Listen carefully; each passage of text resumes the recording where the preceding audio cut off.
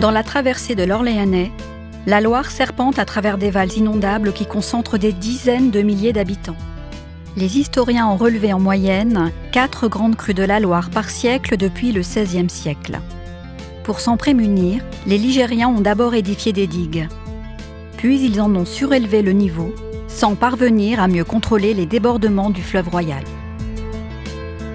Les 3 dernières grandes crues de 1846, 1856 et 1866 ont particulièrement marqué les esprits par leur importance. Depuis, les vals de l'Orléanais n'ont pas connu d'inondations majeures. Mais l'on sait que les Ligériens devront, à l'avenir, faire à nouveau face à de tels événements. Il faut s'y préparer pour que le moment venu, les impacts sur les biens et les personnes soient limités et que le retour à la normale soit le plus rapide possible. C'est pourquoi les collectivités territoriales et l'État ont engagé une démarche de planification concertée pour réduire le risque d'inondation sur nos territoires. Il s'agit d'ECRIVAL, l'étude concertée sur le risque d'inondation dans les vals de l'Orléanais, réalisée dans le cadre du plan Loire Grandeur Nature. Malgré les digues et le barrage écrêteur de crues de Villerest, les vals de l'Orléanais sont exposés aux crues de la Loire selon 4 mécanismes possibles d'inondation. Premier mécanisme. Le niveau de la Loire monte et déborde de son lit mineur, comme cela pourrait être le cas à Orléans en rive droite. Deuxième mécanisme. L'eau remonte dans un affluent et inonde la zone de confluence. C'est ce qu'on appelle le remous. Cela pourrait se produire à Dampierre, Germigny-des-Prés, Sully ou Saint-Privé-Saint-Mémin. Troisième mécanisme. La montée de l'eau dans le lit du fleuve provoque le fonctionnement d'un déversoir et occasionne une inondation contrôlée du val, tout en évitant la rupture des digues. Sur l'Orléanais, il y a un déversoir sur les digues des vals de Dampierre, Ouzouer et Jargeau. Quatrième mécanisme. Quand le niveau d'eau dépasse la crête d'une digue, une brèche se crée dans la digue qui se rompt brutalement, libérant un important volume d'eau dans le val, comme ce fut le cas 12 fois sur la digue d'Ouzouer lors des 3 crues du XIXe siècle. Une telle brèche peut également se produire avant que la digue ne soit dépassée, si elle est défaillante. Les études de danger en cours de réalisation sur les digues de Loire montrent que ce scénario doit être envisagé tant que les digues ne seront pas entièrement restaurées. Et si la Loire était en crue et les travaux de restauration des digues aujourd'hui en cours terminés, que se passerait-il ? C'est ce que détermine ECRIVAL en étudiant 4 scénarios de crue. ECRIVAL a ainsi analysé les impacts de 4 types de crues sur les enjeux exposés dans chaque val de l'Orléanais. En particulier, ECRIVAL a travaillé sur une crue de même intensité que celle du XIXe siècle, qui s'écoulerait dans les conditions actuelles et a mis en évidence des dysfonctionnements graves dans les digues d'Ouzouer et d'Orléans.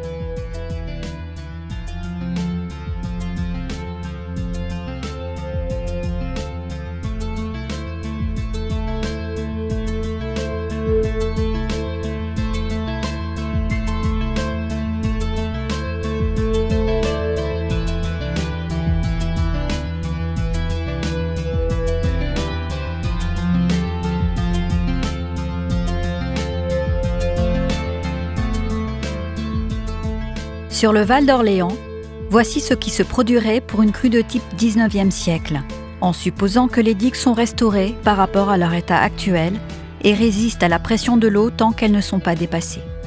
La Loire passe par-dessus les digues en créant 2 brèches, sans que le déversoir de Jargeau ne fonctionne. Les communes de Siglois, Férolles et Sandillon sont inondées avec des hauteurs d'eau jusqu'à 2 mètres. Saint-Privé-Saint-Mémin avec des hauteurs d'eau de plus de 2,50 mètres. Saint-Denis-en-Val et Saint-Jean-le-Blanc avec des hauteurs d'eau jusqu'à 4 mètres.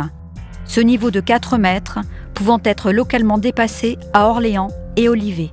Sur le Val d'Ouzouer, la Loire inonde d'abord la commune de Germigny-des-Prés par remous dans la Bonnée.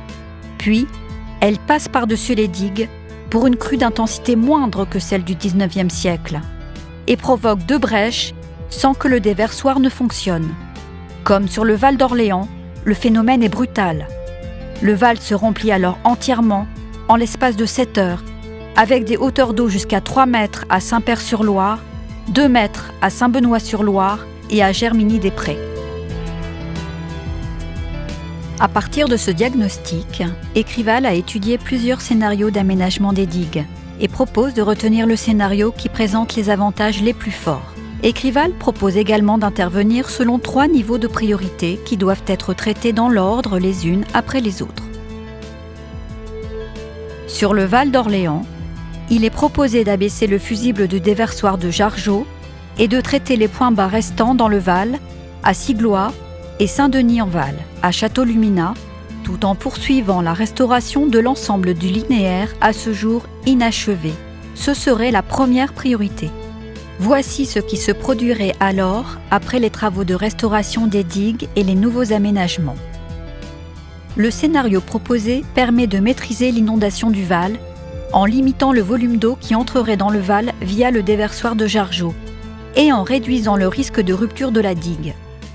Il conduit à abaisser fortement les niveaux d'eau dans le Val par rapport à la situation sans nouveaux aménagements. Sur le Val d'Ouzouer, il est également proposé de rendre au déversoir d'Ouzouer son rôle dès les crues qui provoquent les premières surverses dans le Val, en abaissant le fusible du déversoir.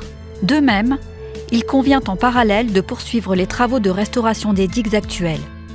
Il faudra en outre rendre résistants à la surverse les tronçons de digues les plus bas à Saint-Père-sur-Loire, Saint-Benoît-sur-Loire et Germigny-des-Prés. Ce serait la deuxième priorité. Voici ce qui se produirait alors. L'aménagement proposé permet de maîtriser l'inondation dès la crue de première surverse et jusqu'à la crue type 19e siècle, en limitant le volume d'eau qui entrerait dans le Val et en réduisant le risque de rupture de l'ouvrage. Il conduit à abaisser les niveaux d'eau dans le Val pour ces 2 crues, sauf dans le débouché du déversoir. Enfin, Écrival a montré que des aménagements complémentaires pour protéger des enjeux locaux dans des secteurs aujourd'hui endigués ou non endigués seraient, dans la plupart des cas, très onéreux au regard des populations et des biens exposés. Seule une digue complémentaire à Saint-Jean-le-Blanc dans le Val d'Orléans permettrait encore de réduire le risque d'inondation de manière significative. Quant à la fermeture du canal d'Orléans pour protéger le Val de Boue, il s'agit d'une solution qui mérite d'être approfondie pour valider son opportunité.